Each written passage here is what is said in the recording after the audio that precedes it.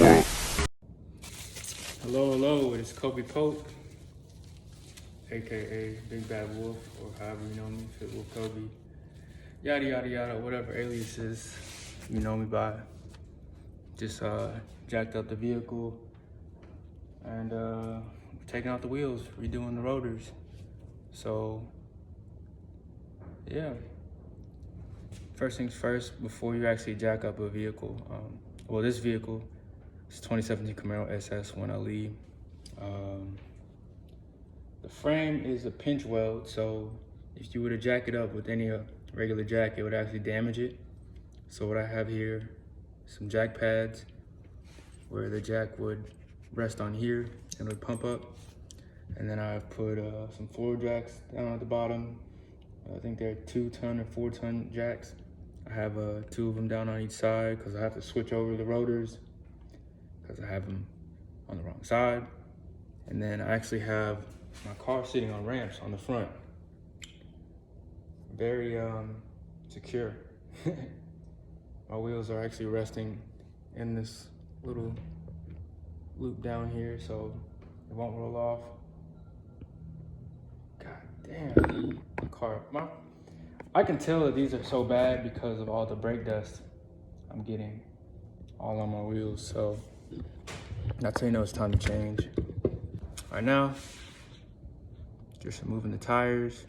I'll get a better angle here in a bit, but yeah, no wolf will be wrong.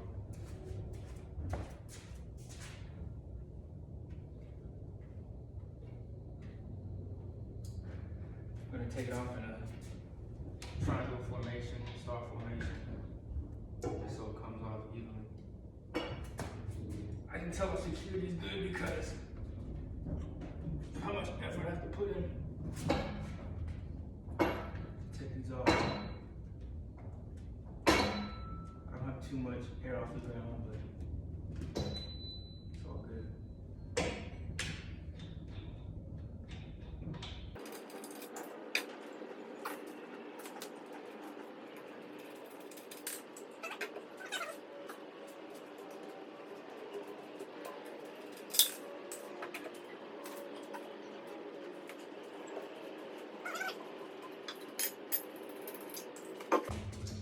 Boom. It's 1 and 2. Safety measures. And rest it on the back side. Alrighty, so I have removed the lug nuts and taken the right side wheel off on the rear. Now we're on the left. I'm gonna show you guys what I went wrong. So of course, these come labeled left and right, but I got my rotors mixed up because just rookie mistake. But anyways, move this wheel. Secure it under here. Just so I don't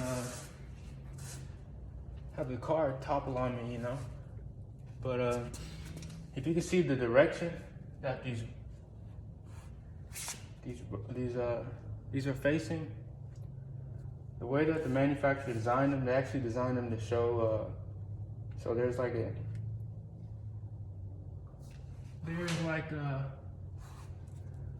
a flow system that's designed to help the performance of the rotors to cool it or whatever. And if you think about how a wheel spins, it goes left to right. But if you actually visualize and look at this, it's going right to left. So it's obviously backwards. So what I have to do is switch this over to the other side and it'll be more effective, more efficient. So yeah, I just gotta remove the caliper, probably remove the pads, take the pads out, reset the pistons, change the rotors, put the new rotors back in, reset the pistons, whatever. Not again, but anyways, take the pads out, put it back in, pull out the rods, yeah. So I'm gonna do that. I'm gonna do it more demonstrative and step by step, so you're just like, what the fuck are you talking about? And then there's also this that we have to remove. So, boom, not touching this shit for sure. So this is the fucking brake fluid. So we're taking this off. So I got one of these big ass bolts off. Definitely take some elbow grease and macho, but that's why we train forearms. So this is what the bolt looks like.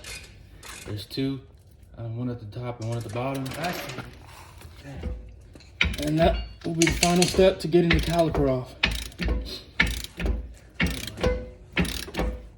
All right, so before I even take the caliper off, I'm gonna push out these rods. Oh fuck. Anyways, I gotta push these rods out. All right, you can probably see it better now, but there's some clips in here that I have to press in order to pull the rods out, which is securing the brake pads in. I'm gonna press that in.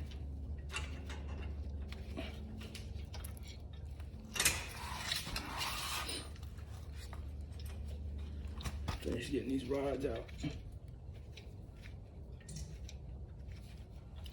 Oh, damn. Remove the brake pads. Did I have to keep on? They're still good and healthy. So what I may do some extra pounding here. There we go. That helped. So you can probably see now better that I've actually got it through that hole. Oops.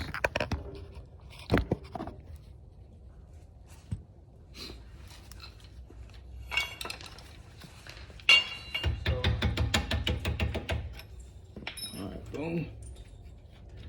One rod out. I don't really see it, but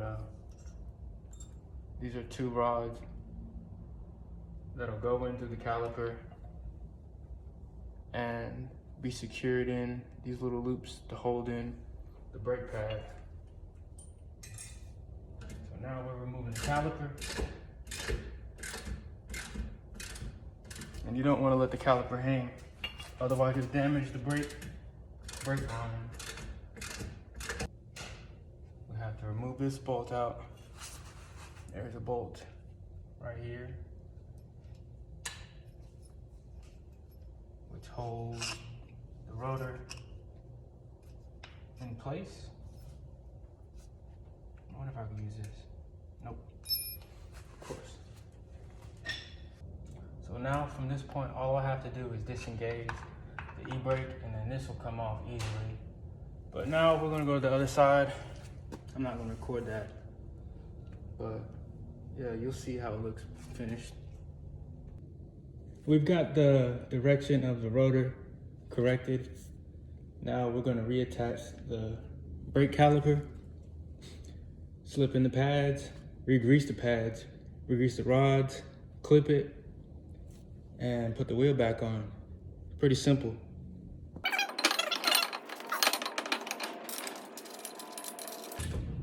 And realistically, both these just took me like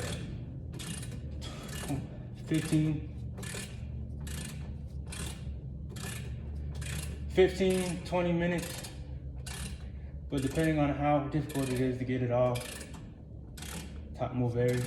I know it took a while to get everything off initially because the calipers were the hardest. They were the tightest. All right, so I have the caliper attached, and on the inside, there are two pistons on each side which compress the brake and make the car brake itself. So you have to reset it in order to slide in the pads.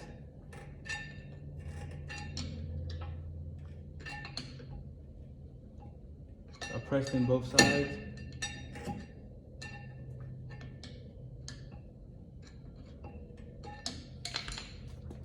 Now, I'm gonna grease up the pad. You don't want to get grease on the pad itself, only on the exterior.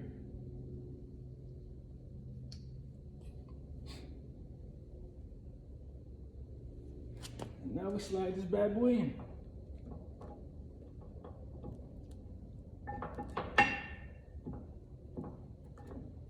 So obviously this goes on this side.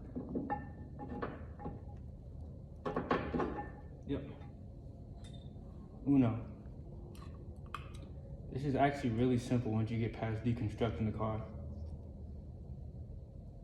I think the scariest part really is getting comfortable jacking up the vehicle and knowing where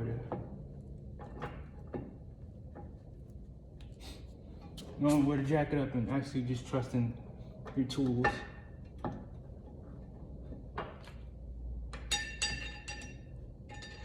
I didn't press the pistons in enough, so I'm pressing them in more. And now I'm able to slide in the calipers. So at this point, I'm gonna grease up my rods. You don't wanna grease the tip, but really just everything else. You don't grease the end. And if somebody's commenting on this and says, oh, whatever, I'm not debating. Yep. Sometimes the pads won't go in correctly because they're designed so the rods won't slide through. So I realized I had to flip it over, and then it would eventually go through the hole. So now I'll take this clamp and actually secure it behind, you see right here, I'm gonna secure the rods in there. I'll show you how that looks.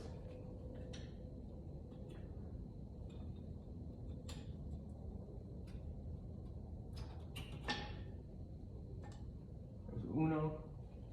We're gonna grease up this other one.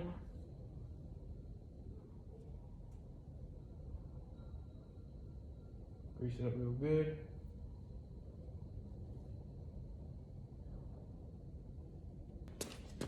So boom, new pads are, well really, I mean, they're still new. They're like 5 days old. Now we're gonna put the wheel back on, and that's how you change brakes and rotors.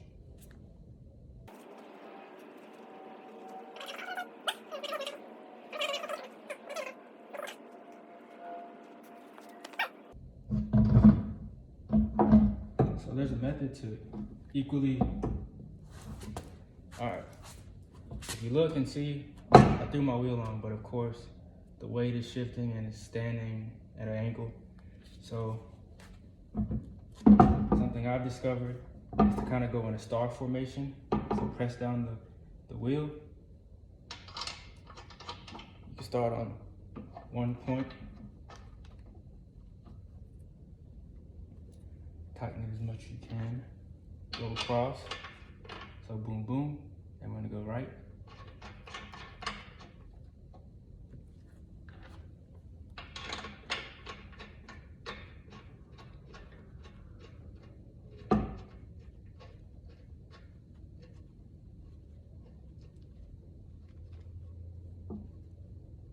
Boom, boom.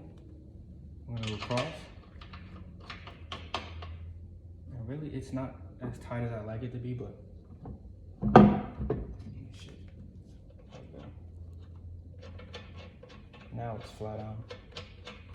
You have to really press it center. Kind of tighten it as you go.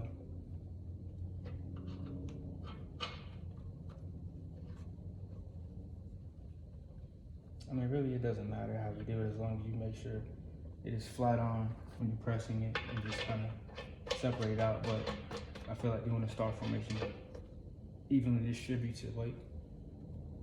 So now, I'm gonna wrench it.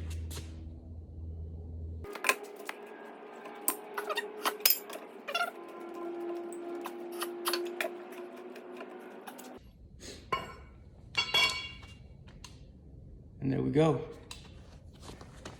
Finished result. New brake pads, new rotors. Got them in black. Shout out to R1 Concepts. Thank you for tuning in. Wolf.